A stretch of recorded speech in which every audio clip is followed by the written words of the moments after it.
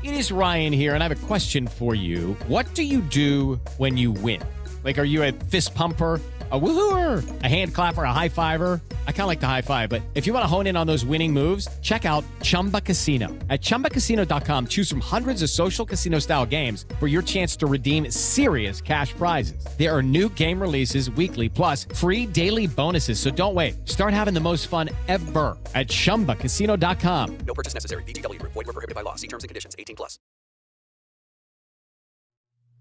Welcome to ParaTruth.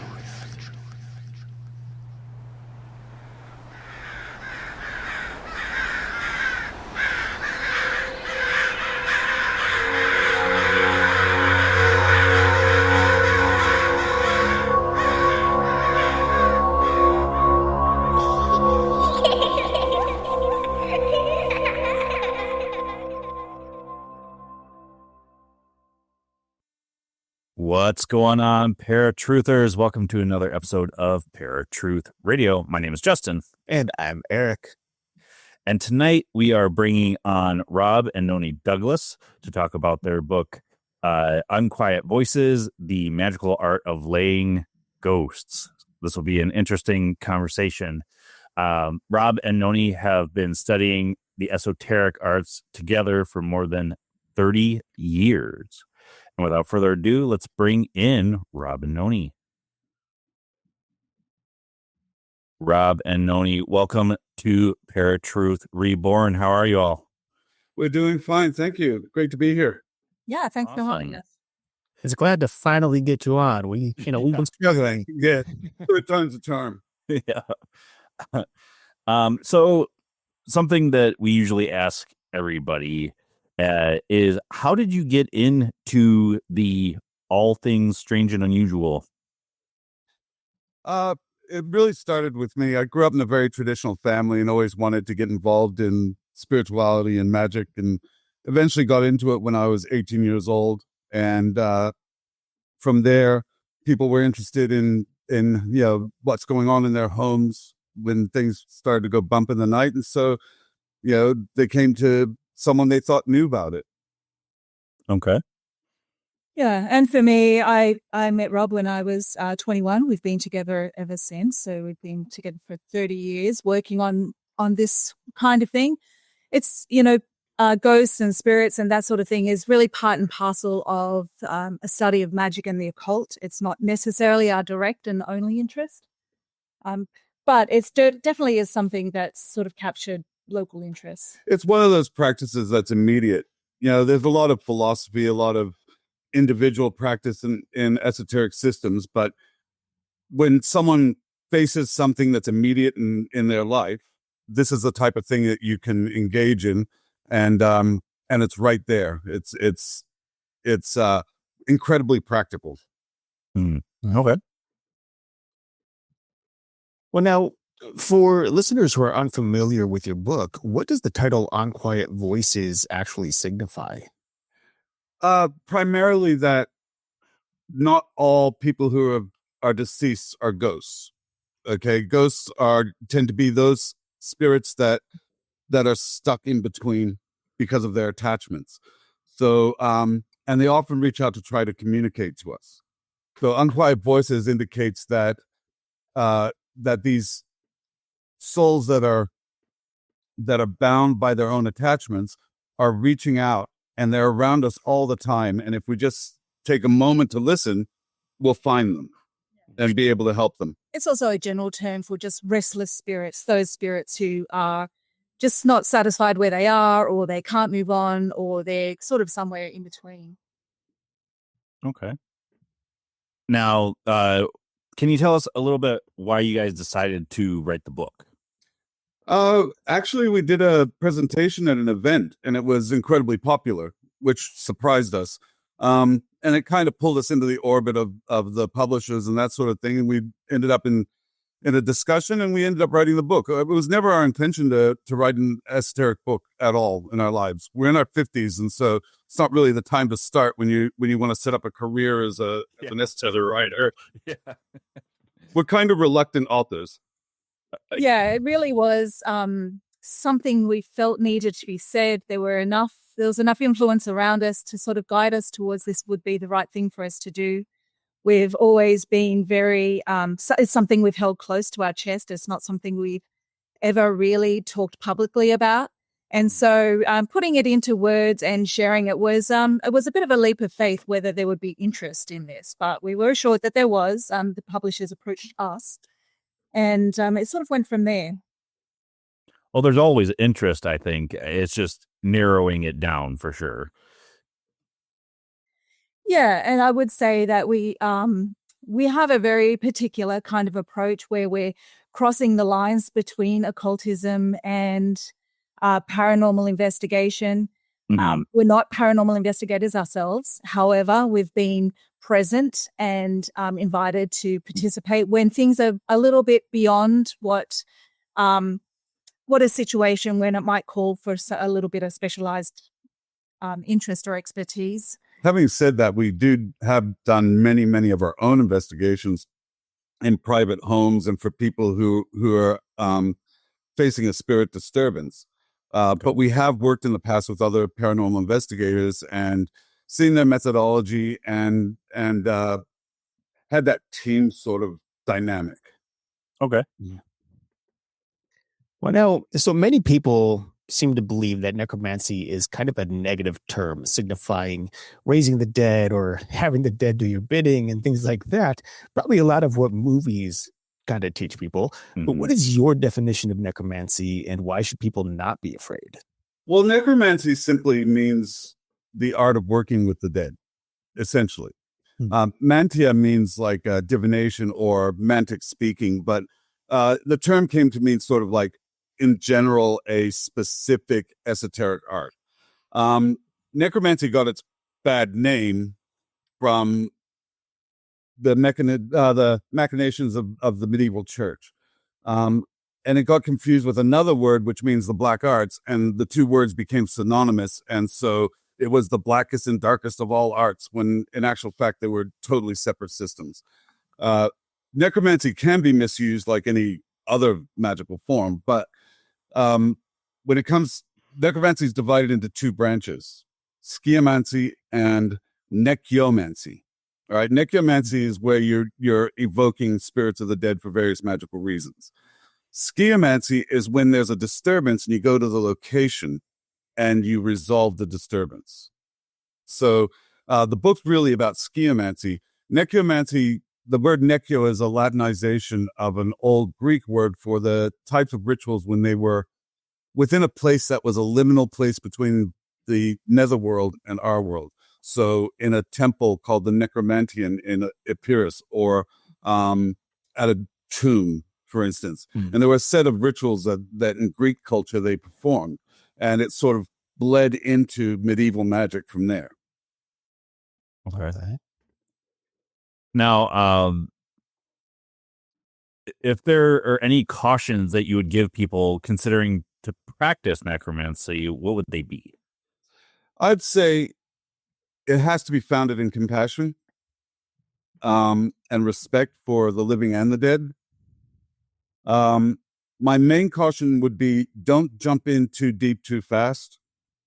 There's a lot of things that can go wrong when you're practicing these arts. And the biggest rule of thumb would probably be logical. When people talk about esotericism and magic, they think it's like the antithesis of logic. But the reality is it's not. You need to be able to define what is caused by physical events, what is caused by emotional and mental issues, what's potentially caused by a spirit. And you have to know, have certainty in your knowledge base in what you're doing. And so if you're prone to flights of fancy, then it's probably not for you, because that will lead you down a very dangerous path. Okay. So in terms of necromancy, I think another thing is just to gild yourself with information. It's a very misunderstood term. When we use it, we really are talking about communication with the dead. A particular strand of necromancy really comes from a cultural background in laying ghosts.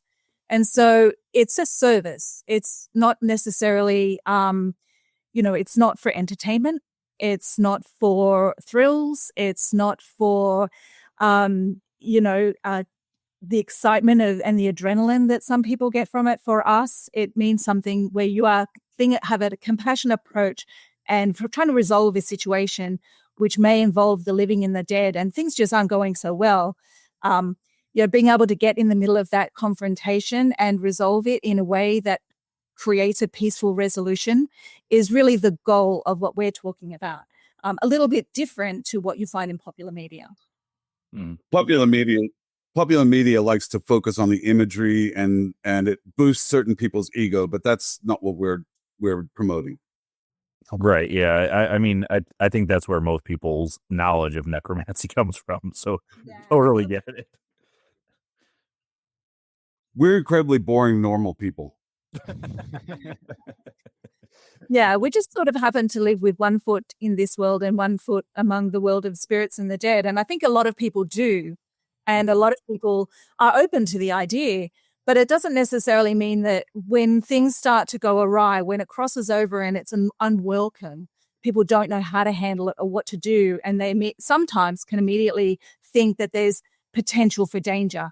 Sometimes there is, but learning how to analyze that and how to have a way of approaching it and almost a bit of a formula, how to identify it. Is it a problem? Isn't it a problem? How do we control the environment? We can't always control the spirit. We can't always control the situation, but there are things that we can control that mitigate it. And having a real understanding on how to navigate those unseen realms is really where our focus is. Okay. And so that probably kind of lines up with my next question here, which is how does classical necromantic techniques complement or enhance modern paranormal investigation tools? I would say it's the other way around. There's so much experimentation and exploration in modern paranormal investigation, from the technology to investigation techniques to experiences that are recorded, a vast number of experiences that are recorded that can be analyzed. The old methods are based on their knowledge base and a rational means of investigation, but we can enhance a lot of those old methods with a lot of the new methods when we test them and they become tried and true.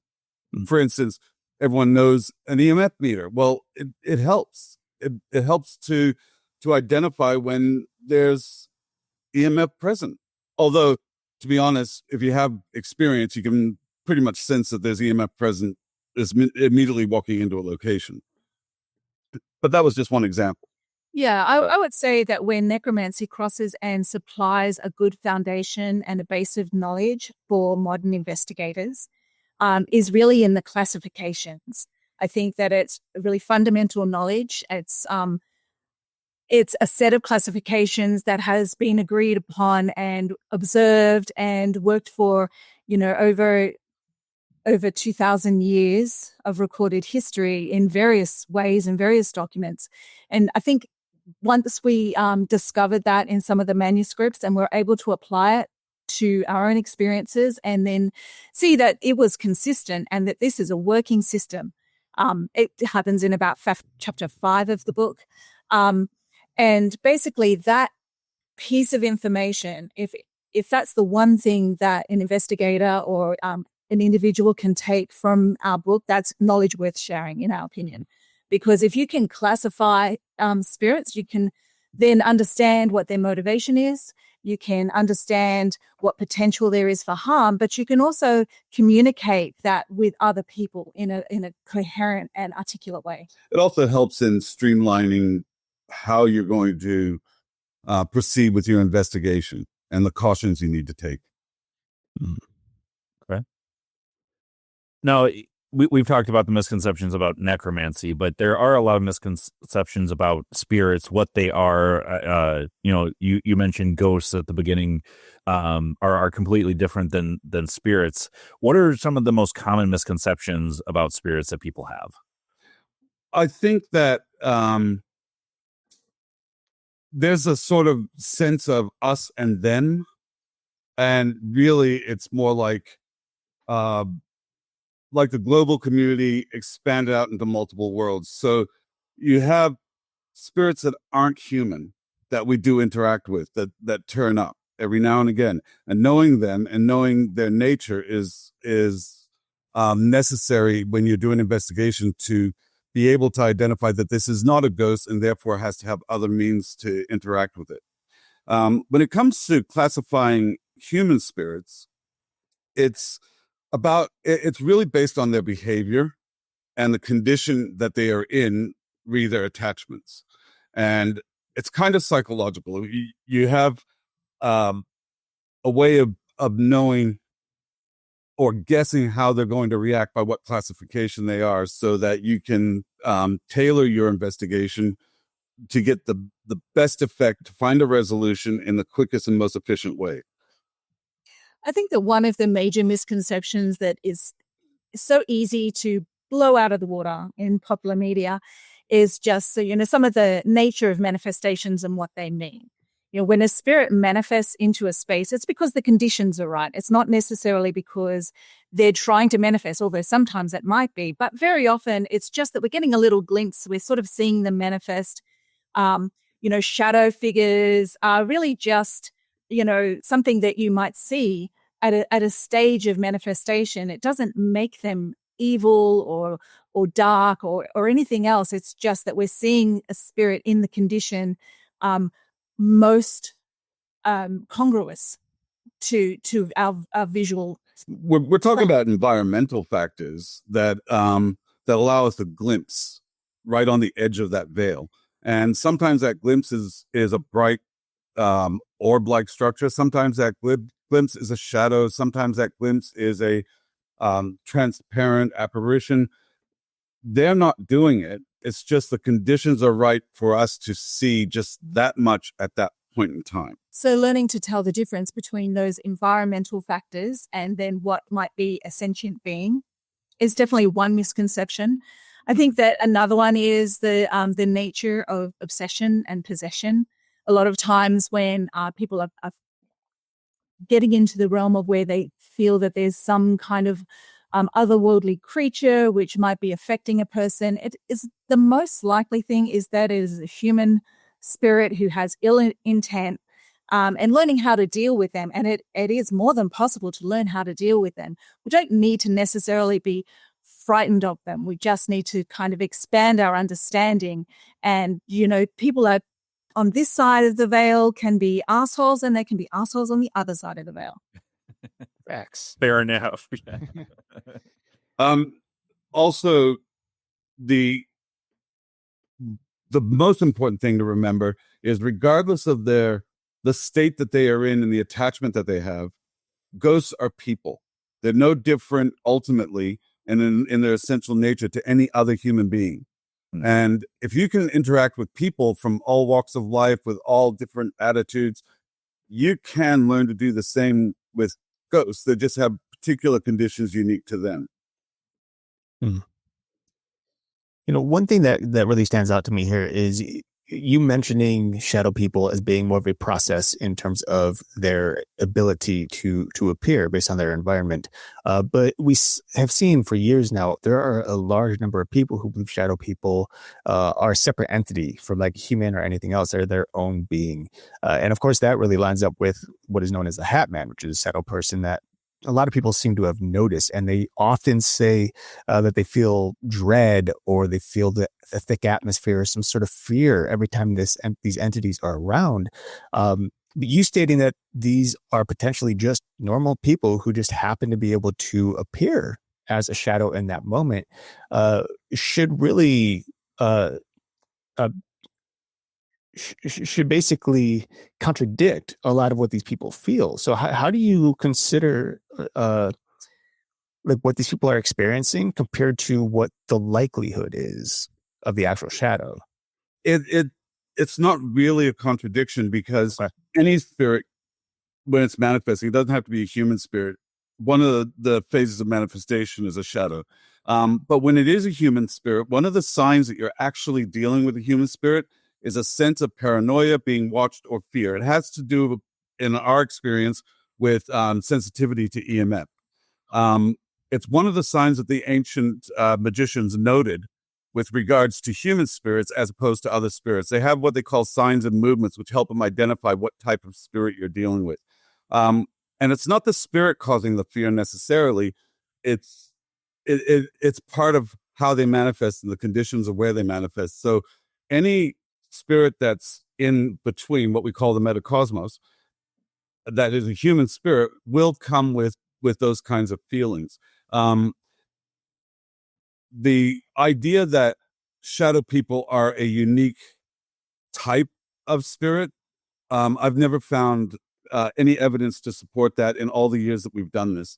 I do know that a spirit that is non-human can also appear as a shadow, but when we look at the folklore around shadow people, and you talk about the Hat Man, well, think of it this way: in their universe, we now have milliners and an industry to create hats and so on and so forth. It seems more likely that they're going to be a human spirit with appearing wearing a hat than some unique, demonic being that likes hats. And it's like that with the Christian concept of a demon. I can see where they're going, but in my experience, or in our experience, I should say, it's usually human spirits that have ill intent that will try to scare people by implying that that's what they are. I've yet to come across anything that really fits the fiend of hell bracket in any investigation I've done. And we've dealt with more than human spirits in our investigations. So, as we said, we're pretty ordinary people and pretty practical. And I would have to see the evidence of that before I could say that shadow people are a specific branch of spirits, or that there's demons out there that want to eat your face just because that's their nature. I haven't seen it at all. So I think that's for us. It has to be something that we've come across, dealt with, and can talk by experience on. So to that end, and just to summarize, so when it is a shadow person, the fact that there is a feeling of fear just confirms that they are human spirits. Okay. And that record goes back well over 1,000 years. The human body is the most receptive tool when it comes to detecting spirits. We have this innate ability to feel when a spirit, and especially a revenant spirit, like a spirit who hasn't crossed over, when they're present. We feel afraid. Our skin prickles and we might feel cold. They're all signs that it's a human spirit that's present. And they're well-recorded signs. Now, you mentioned you guys have come across non-human spirits. What other type of spirits have you come across? Probably the most common is what's known as terrestrial spirits. They're people will call them nature spirits and stuff like that. They have multiple forms, so they can be scary when you come across them. And as we were talking about signs and movements earlier, one of the signs of terrestrial spirits is red eyes. Not because they're evil or nasty, just that's something that you often see with them. And they're intensely curious. So especially when there's something going on, a spirit disturbance, and people turn up to investigate, or they love when there's electronic stuff they've never seen before and stuff like that. And they will flood a space where one spirit is causing the disturbance, but now you're investigating and they'll start flooding the space. So that's really common. I remember in one case, a paranormal team was looking for a specific entity that was obsessing a location, and they turned the lights off and they took a flash photography, and there was one orb that was clearly a human orb because they're unique. They're very bright and opalescent and have a blue corona around them and so on. And it was there. And then they're pulling out all their equipment in the dark. And about 5 minutes later, they take another photo and the room is filled with orbs, all irregular shapes and strange and wonderful. That's a good indication that terrestrial spirits are turning up. They're incredibly, incredibly curious. And a lot of hauntings are put down to them. And people don't realize they will interact in your physical environment just because they're curious and interested. There's others. There's aerial spirits and aqueous spirits. These classifications go back to before the 10th century. They're not actually of the elements. They just use the elements to classify them. And later on, they use planetary classifications. But there's numerous kinds of spirits that are constantly flicking in and out of our world, and we tend to interact with them. And they're unique to themselves and the world that they originate in. But one thing we do find consistently across all cultures is that there is a certain number of them, and the way that they've recorded them is usually about 7 of them. And the way that they classify, the way they behave, is consistent. In our book, we've tried to sort of take a bit of a universalist approach, drawing from ceremonial and medieval sources. However, you can find them also. We refer to Sellers, who was from. He was a Greek Orthodox philosopher, theologian, and he writes about demons from a Greco-Thracian point of view and the classifications they use. Yeah, which is why we think it's a valuable tool, being able to sort of look at these classifications and then apply it to experience and sort of see where it is. And there's always room for more experimentation. There's room for personal experience and way that's interpreted. It's very hard to record what some of these experiences are. And so usually when this knowledge gets passed on, it usually gets passed on with some experiences or with some knowledge so that individuals can sort of see what that means for them, because their experience of it might be unique. Okay. Yeah. Now, for people who are just starting out in, like, say, paranormal investigation or just interested in the paranormal, what's the most important thing that they should know? I think building your knowledge base is primary. I mean, knowledge is power, right? And when you go to an investigation, you want to know as much as you can about what's going on. The other thing is obviously things like protection and a good investigative methodology, so that you're safe and that you've got a logical process of what you're going through. All that's fantastic, but when it comes down to it, walking into a dynamic situation of a spirit disturbance without a solid knowledge base is going to set you at an incredible disadvantage from the beginning. Mm-hmm. And that is, it's a little hard to develop. There hasn't been a good, trustworthy source. There's been a lot of good individuals who have shared some experiences, and there's been a lot of interesting theories about, what things could be and things that work for people. And I guess what we wanted to supply here is something that could be a primer to introduce someone from what's going on in the invisible world through to how to identify if something is harmful, and then some methods of how to deal with it. It isn't something that is for everyone.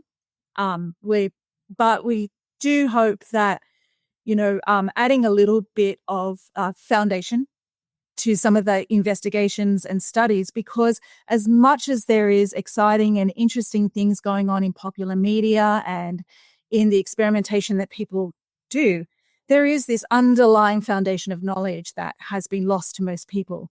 And so being able to sort of bring that forward into this century has been, we hope helpful for others. But in terms of what is most important, I think is to understand why you're doing it, is to understand who you are, how you're going to protect yourself, who you are as an individual, and so that you can identify when an experience is outside of yourself or whether it's happening internally inside you, whether your reactions to the environment is your reaction to a spirit. Do you have the knowledge and the skill to be able to communicate with a spirit if that's what you're trying to do? And then what are you going to do if things don't go your way? Now, you guys have been talking about knowledge for a little bit here, so I think this question kind of lines up with what you guys are talking about. In your view, what wisdom have we lost from the necromantic practices that could help us better understand the paranormal today? We think about paranormal investigation over the last century and how quickly it's evolved, how much information has been gathered, and experimentation has created new means and new pathways to find out more information. And that's only in 100 years. Really, it's only in the last 60 some odd years. So imagine the information that was collected by practical magicians doing this for 2,000 years. That information doesn't change because we're living in the modern times, because the experience is the same. That information is tried and true and tested over 2 millennium that can give you a bulwark of information before you even step foot in an investigation. We're not saying one is right and one is wrong. We're saying that it's a continuum of information. Hopefully, another 1,000 years from now, will be the blending of all the new paranormal research and the old will bring us to an even greater understanding. But at the moment, there's no reason that we can't inform ourselves from the past in understanding what's happening right now. Mhm. Do you think there's any modern research in the paranormal that kind of cancel out or belittles some of our past understanding, some of the ancient understanding of the paranormal? Yeah, absolutely. I think that there's always room for that. And, we briefly mentioned the art of laying ghosts. So we don't talk about it a whole lot in the book, but it really is where this practice comes from. So it's a community service, and it sort of fell to, in Scotland at least, it fell to ministers and other ordained individuals and elders who would be the person that you would call on who had the authority to deal with a spirit when they weren't listening. But that being said, there is a lot of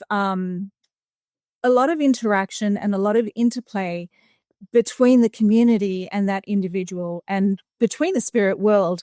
And I think that one of the major things that we have lost is that connection, where we start to think of the spirit world as outside of ourselves. We start to think of the belief in the spirit world as something that is irrational and somehow demeans us if we have interactions with the spirit world, or that we have to question individuals who do, and we have to question their sanity. Right. I think that ultimately the natural relationship between the living and the dead, and also the community responsibility that we have both to the living and the dead, is one of the fundamental reasons that many of the things that we've lost over time, and the knowledge that we've lost, and the way that we will regain it, is just by understanding that these things are integrated. They are continuous. They are part of our human experience. And when we deny this one part of our human experience, then we start to fear, we start to, not have the understanding that we could have to resolve ordinary things around us. History is also a number of skeins in a larger tapestry, and it's peaks and valleys, to cross metaphors. So there are periods in history where we've lost so much information, and erroneous information has been promulgated, and preferred information based on certain philosophies has spread. We focus kind of right on the cusp of the 12th century Enlightenment, where the old magic was becoming more modern and mysticism was embraced. The following century, of course, that was suppressed, but that period is kind of like a golden age, where the period prior to it was there was a full continuity of tradition leading up to that point, and we sort of use that as a jumping off point. But of course, there are things that can be discovered that will either highlight something from the past or say they got it wrong for this reason.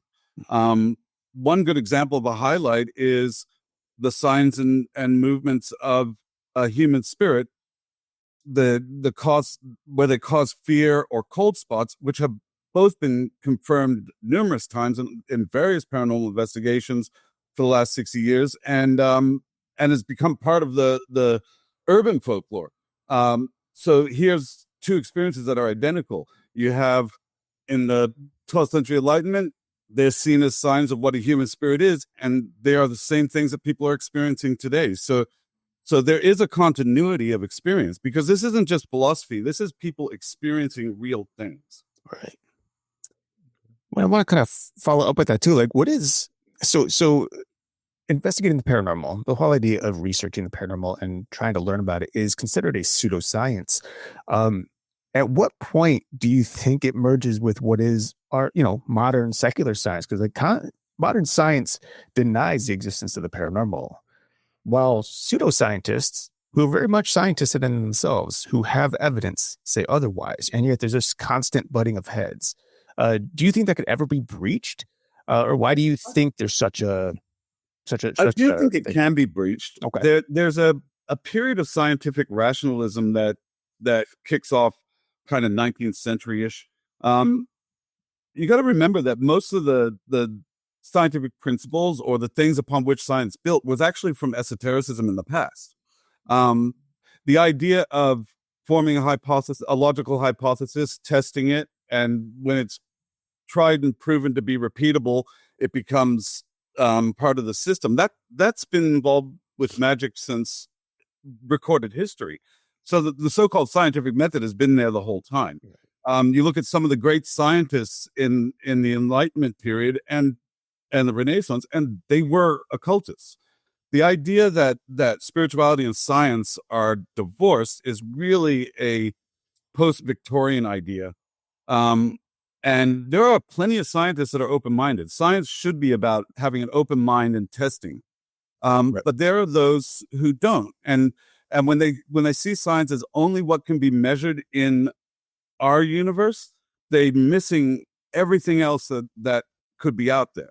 So the loggerheads between the two types of scientists, I think that curiosity and acceptance will ultimately win out.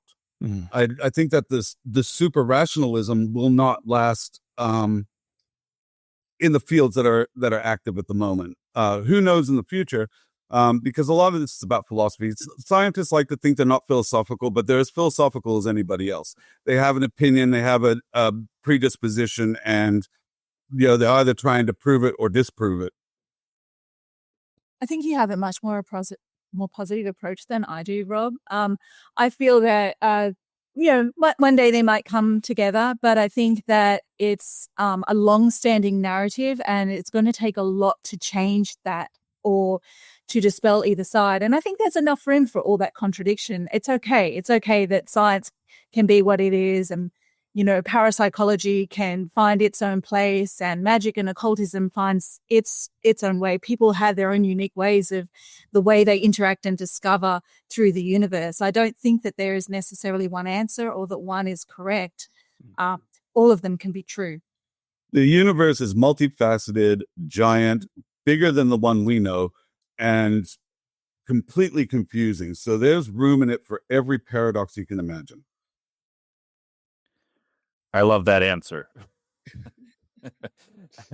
Now, there's a lot of people that tend to want to open themselves up to communicating with spirits. In your guys' opinion, what is a safe way to do that without opening themselves up to harm or deception?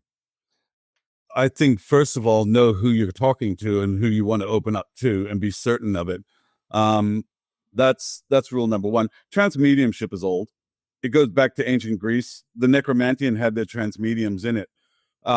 So there are safe ways. It depends on your methodology and where you learn to do it. There are safe ways. Same with people who consider themselves empathic and other sensitives. There's ways to do it. The idea is to be as safe as possible when doing it, and not to jump in too early. I would just add to that so if your question was about communicating with spirits and a way to start that, build that skill, protection is obviously very important. But I'd also start working with trusted spirits. Start working with those ancestors, your grandmother who's passed, or spirits that you can trust. Get familiar with them and start to develop a relationship before you ever try to communicate with a restless spirit or a ghost or a revenant spirit, because the difference is between how protected you are. You kind of need an ally, and you also need to develop your own skills and have trust in them. If you try to jump too much into the deep end, you'll never know for sure whether it's your own ability or whether you're hearing something external or whether it's internal. You have to kind of develop that skill, and it is a skill that can be learned. We put a couple of exercises in the book where people who are interested in communicating with spirit, they can do that in a very logical way. There's many, many ways that people do it. People do get training. The method that we've put in is something that's tried and tried and tested. It's something that if you follow it and do it, it will definitely strengthen your ability to communicate with spirits. But like any training regime you put yourself through, you have to work at it. Right. You can't look for shortcuts or try to explain away and excuse what you don't know so that you can jump to the action. And the same advice applies to someone who has a natural ability. Learning how to control that ability, how to apply protection when it's required, how to communicate at will, and to trust that communication also requires some kind of self-discipline and training. Right. And then on top of that, it's not just simply training and learning, but once you've learned the skill, you need to continue to practice it so that it doesn't become rusty and you become better at it. Yeah, right. Skills can atrophy. Skills can atrophy, and also it's learning how to be able to access the right state of mind to be able to do it. It's just like, if you were learning how to track and hunt, you would have to develop those skills particular to the activity you were trying to do. This is no different. Or if you had to learn how to study to get through an academic schedule, you have to build those skills. You get better at it the more you do it. If it's been a long time, I could not imagine taking a math test right now. That would just be terrifying.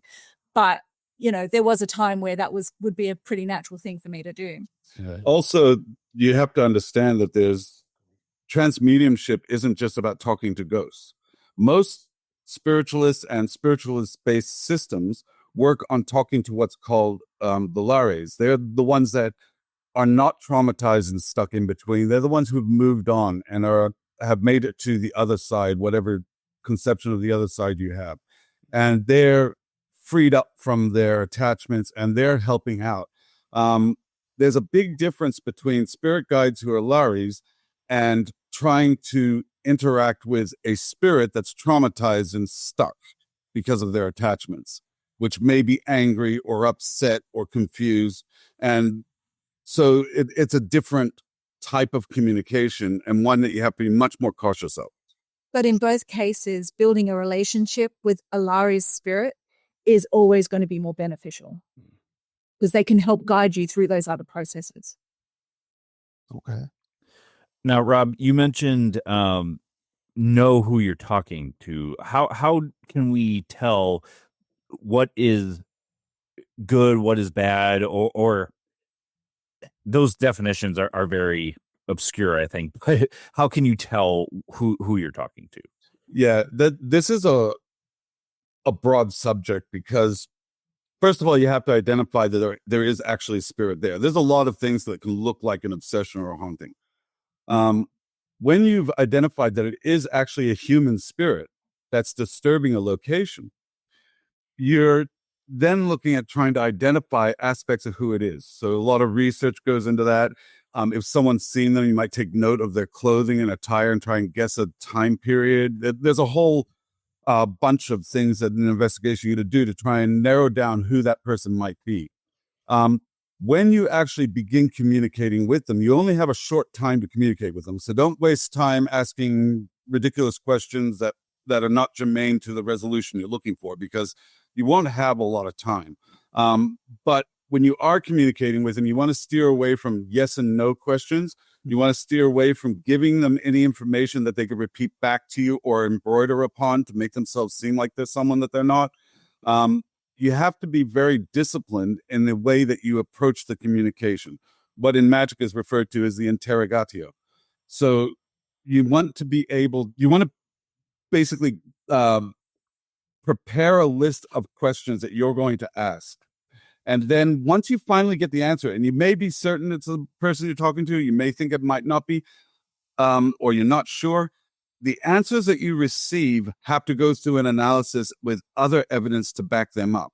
You don't take anything at face value, because an investigation is going to collect a mountain of data, and that data is going to come down to evidence, and that evidence has to be analyzed to create the picture of what is actually going on. And deception is a tool that some spirits will use. So you have to go in with the knowledge that you might be being deceived at that point. Mind you, deception is something human beings do too, because we've all walked into a case where the situation was a hoax. Right. So it's not, it's not exclusive to ghosts. Oh, absolutely. Yeah, I agree. Well, now speaking of cases, after about 30 years of research and experience for you, like, are there any cases or encounters that have stood out or are particularly meaningful or surprising even? Oh, that's a really difficult question. Okay. For one thing, there's such a vast variety of experiences. I don't think you could choose just one. Mm-hmm. Secondly, we try to be discreet. We don't show photographs of any investigation we've done of a location or the people involved. We talk in general terms. But I think emotionally, one that, and we were asked this question recently and answered the same thing. Emotionally, there was one we had where it was the spirit of a young boy who had been around for a little while in a particular area. He had died of exposure in the mountains, and he thought he was going to get in trouble because his mother would be angry that he didn't have his cardigan with him. And that was why he wasn't open to seeing her or guidance to move over. And we were there in the resolution and helped him to see her. And it was an incredibly emotive experience that choked us both up. And we still think about it today. A lot of the most powerful experiences are really the most simple ones. It's very often, for us, it's a resolution for the spirit where they just kind of go, oh, you mean I can move on? I can go? That simple recognition. And they often are the ones that have been most numerous. It's very often the case where they really just don't have a real interest in the people that are there. They just kind of want to finish whatever unresolved issue or task. Sometimes it was, a lady who left she wanted to make sure her brother got the will. She left in the drawer because she was a bit worried that, the inheritance wasn't going to go to the right person.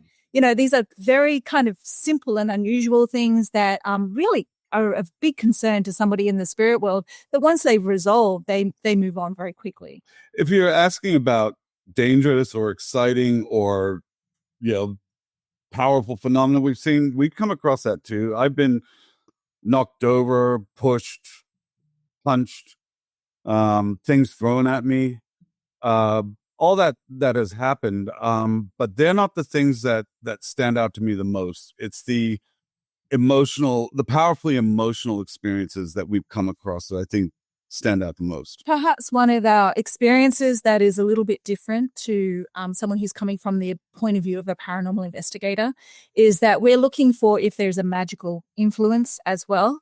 And so if there's kind of, residual manifestations, or if people have been dabbling in magic and they've kind of created something, or if there's an incidence of what we call soul loss, where individuals kind of manifest phantasms from themselves that can be apparent and appear to other people. So, and very often that's the point where we're asked to participate in something, is where something has gone on, it can't be explained by regular haunting. And so we're really looking at kind of what other factors could be at play that might have some kind of occult or magical basis to it. Going back for a second to the simple answer, the vast majority of cases will come down to something that you would probably think you wouldn't hold on to. Like, why is that the attachment? But there's a change in cognition when someone immediately after physical demise, and what they're holding on to might seem irrelevant to the investigator, but is the linchpin of reconciling their confusion. And so you have to be aware that not everything is dramatic. Sometimes the most simple answer will yield the greatest results. And there's many times where the solution is for everyone to just peaceably coexist. Now, there's so much information in this book. what is your hope that readers take from Unquiet Voices? I think he said it. There's a lot of information in it. We never intended it to be a book that you read and then put back on your shelf. It's something that we're hoping someone who's actively involved in investigation will come back to read and try to grasp or see in it something that they've experienced to empower their own knowledge base. It's easy to tell someone this is happening for this reason, but they don't get it often until they experience it. So the first time you read the book, you might not grasp some of the nuance in it until you walked into a room and felt that dense, heavy feeling, or where you've identified where something is EMF sensitivity, or where you've dealt with a spirit that has a particular obsession, whatever it is. And then you come back to the book and then suddenly it pops back out at you that this is what this is talking about. I just had that experience. And we're hoping that the book is something that people will return to like a manual more than a casual read. Yeah, we originally hoped it would be more like a field guide for those people who are trying to resolve a situation, not just experience it for themselves. So our hope is that we have provided enough tools that people who really want to take this on can resolve a situation and not just go, yep, you're haunted. That's great.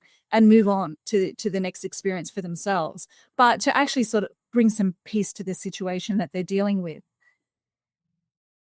Right. And I think that another main motivation for us is, we come from tradition and culture that has been very rich, but we've also had to fill in a lot of gaps. And we would love if, there was just a handful out there who could see that around in their own culture, their own traditions, and see that there is information out there. And we've tried to put it in a very universalist sort of way so that people can apply it to their own faith, their own religion, their own experiences, or their own culture. Because it's an objective experience, fundamentally. Okay. Well, now, in your opinion, is there a type of individual that should resist from necromancy? And why would that be? I think that would be like saying, is there a type of person who shouldn't be a firefighter? There's potential danger in necromancy. Mm-hmm. So anyone who's unable to have a professional detachment to, or who is obviously maybe suffering from delusion or things like that, should stay away from it. But necromancy has been part of the human experience in every culture, in every part of the globe. And as Nonie was saying earlier, community and the community of the dead have always lived symbiotically. And in our modern age, we don't even see the animals we kill to eat. We buy them wrapped in cellophane in a shop. Mm. So there's this disconnect with not only physical death, but the community of the dead. And that's not healthy for the community of the living. And ultimately, I think that anyone who is motivated by compassion and by the desire to help others who are experiencing something that can seem quite traumatic, anyone who's moved by that can do this work. It's not reserved for Gandalf or something like that. It's something that happens in every community. There are people in traditional communities here in the United States, say in the Appalachian Mountains or in the Ozarks, that know this sort of stuff and are the people that people will turn to when they're facing it. There's just fewer and further between today than there was in the past. And that's more about society not including it in its sense of self. Yeah. And just to divide your question a little. So in necromancy, communicating with the dead is really something that, making that connection with life after death or those who are around us who have passed on, we hope that everybody starts to make that connection if they don't have it in their lives already. When we're talking about the practice of skiamancy, actually being on location where there is a restless spirit causing a haunting, then we do make some suggestions about the type of person that, is better to remove from the situation. That includes children, a woman who's pregnant, if someone is in some way emotionally or mentally at risk, or has been possessed or obsessed in the past and doesn't have control of that situation or very good protection, they are not good people to have when you're trying to undergo an investigation or where you feel that there may be harm from a spirit that could be caused. Also, health conditions like anxiety, heart conditions, severe asthma, hyperventilation, that sort of stuff. If people have physical conditions that can be exasperated by the events that are occurring, it's better to remove them from the investigation if you can. We also have a tradition around people who are excessively hemorrhaging or bleeding, because it does attract. It attracts spirits to the what we call phasma that is surrounding it. It's kind of like a free feast. So individuals who are suffering some kind of physical trauma, mental or emotional at risk, have a child in utero, or some other reason why they do not have control between or separation between themselves and the spirit world, they really shouldn't be participating in an investigation. And someone who's being targeted for a spirit by severe oppression is not someone to wave as bait. They should be removed away from a location where they're being targeted. If the spirit follows them, which can happen because their fixation is upon them, that might be a different situation. You might need to put some protections in place. But if the spirit is related to a location and they're oppressing someone in the location, best to remove the person from the location, if that helps. While you're doing the investigation. Right. Well, I definitely get on board with that. I think I've I've heard too many stories of people who use individuals as bait who are suffering from oppression, and the investigators end up leaving the home, and things are just worse for that individual. It's just sad. Yeah, it's kind of like the situation with using sage. Mm-hmm. What sage does is it makes the conditions very hard for a spirit to interact with our physical world. But the effects of sage only last about 2 to 3 weeks. If you watch a lot of paranormal shows, and I'm sure you guys do, you'll note that oftentimes they'll say, 2 or 3 weeks after the investigators saged the house and cleansed it, it all came back again. Right. Because sage doesn't remove a spirit. It only, changes the environment so the spirit has less opportunity to act. You would need to do something more after that, or continuously use sage to mitigate the situation. And that's the kind of knowledge that goes a long way for investigators to know, because there's a lot of this can be solved in this particular way. In our experience, there's no one way to resolve or reconcile an obsession in a location, because it's as different as trying to deal with different people are.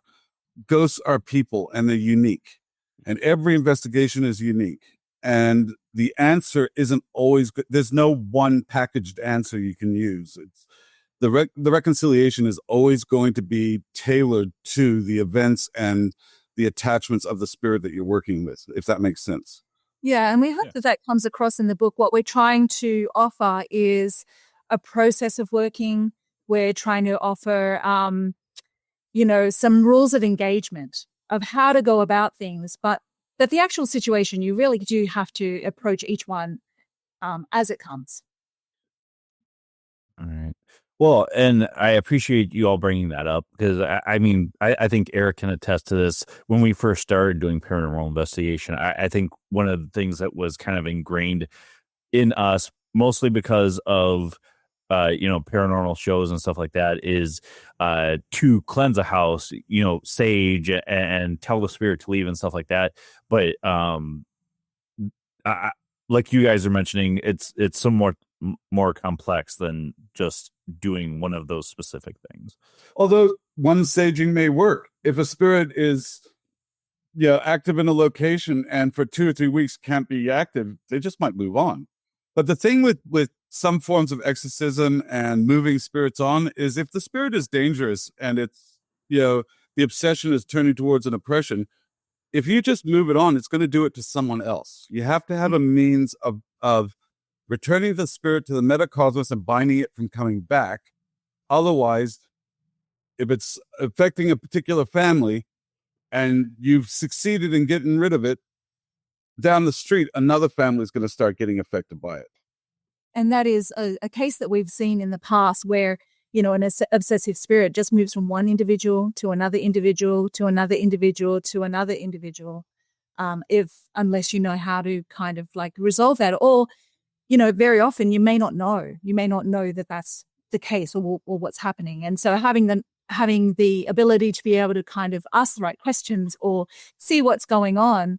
And I'm sure you might have seen this kind of thing in your investigations, is that, you think you might have resolved something, but then all of a sudden it's turning up somewhere else, maybe even within the same location. Or the same group of people. Yeah, for sure. All right. It is about that time to let you guys go. So I want to give you the chance to tell where people can find you, find your books. The mic's all yours. Oh, great. So we are published through Llewellyn Worldwide Publications. You can find our book, Unquiet Voices, The Magical Art of Laying Ghosts. It's available on Amazon, on Goodreads. We love it when you leave a positive review. We just love that.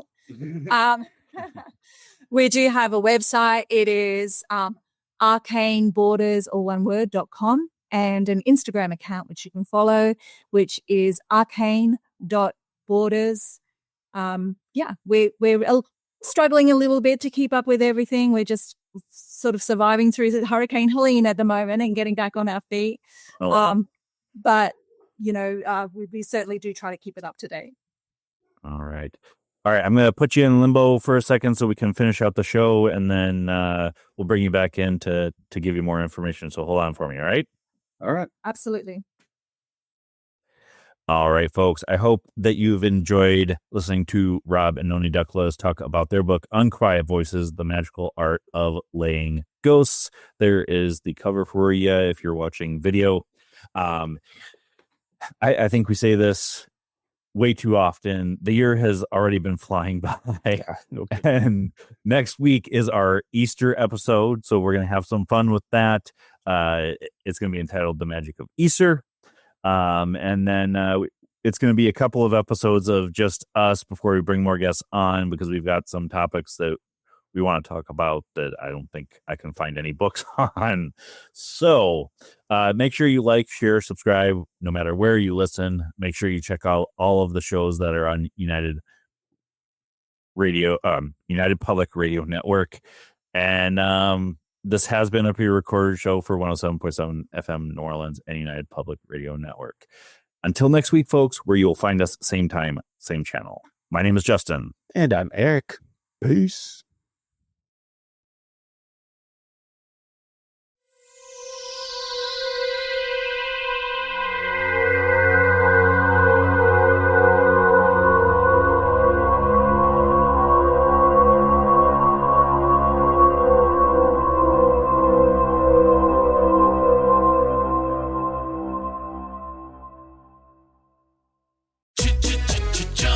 Looking for excitement? Chumba Casino is here. Play anytime, play anywhere. Play on the train, play at the store, play at home, play when you're bored. Play today for your chance to win and get daily bonuses when you log in. So what are you waiting for? Don't delay. Chumba Casino is free to play. Experience social gameplay like never before. Go to Chumba Casino right now to play hundreds of games, including online slots, bingo, Slingo, and more. Live the Chumba life at ChumbaCasino.com. No purchase necessary. VGW Group. Void where prohibited by law. 21 plus. Terms and conditions apply.